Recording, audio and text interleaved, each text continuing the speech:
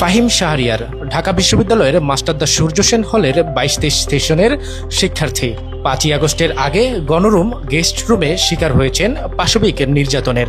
নিপীড়িত এই শিক্ষার্থীর দাবি, বিচারের আওতায় আসেনি সব নির্যাতনকারী, বরং কেউ কেউ ফিরে এসেছেন নতুন সংগঠনের ব্যানারে, কেউ আবার নির্বাচিত হয়েছেন হল সংসদেও। যারা ছাত্রলীগ হয়ে নির্যাতন করত তারাই এখন হল সংসদের দায়িত্বে। তাই নির্মমতার বিচার চাইবে কার কাছে? প্রশ্ন ভুক্তভোগী ঢাবি শিক্ষার্থী ফাহিমের।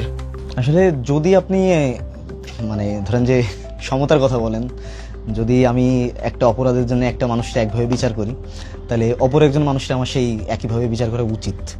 তো আসলে ধরেন যে ছাত্রলীগ থেকে সাধারণ থেকে আবার শিবির, ধরেন যে আবার তাদের কাছে আমি ধরেন যে অত্যাচারের শিকার হয়েছে।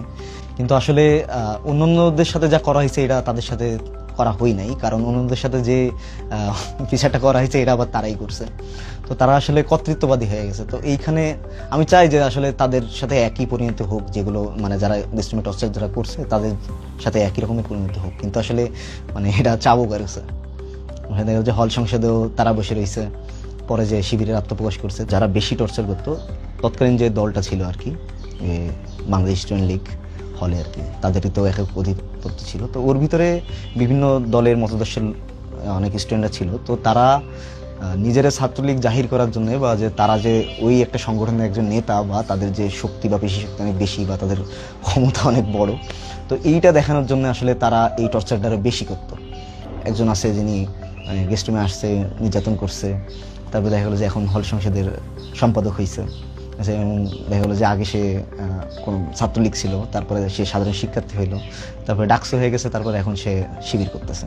যে তারা যে আসলে অন্যদের ভিন্ন মতদর্শের না, তারা তাদের সাথেই। তো এইটা দেখানোর জন্য তারা টর্চারের পরিমাণটা একটু বেশি ইন্টেন্সিফাই করতো আর কি। ওনার নাম হচ্ছে মোহাম্মদ ইমরান।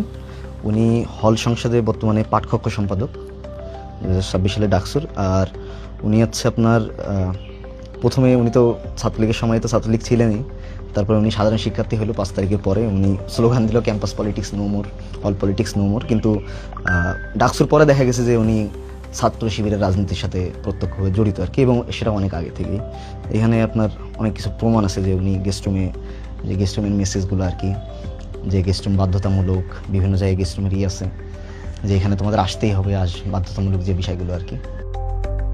সেই ভয়াল রাতগুলোর স্মৃতি এখনো তাড়া করে ফাহিমকে।